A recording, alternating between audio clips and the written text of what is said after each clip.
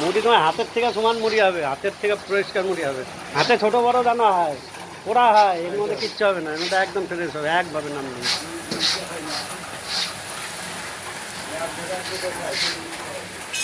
প্রথম দিনই তুমি হিসাব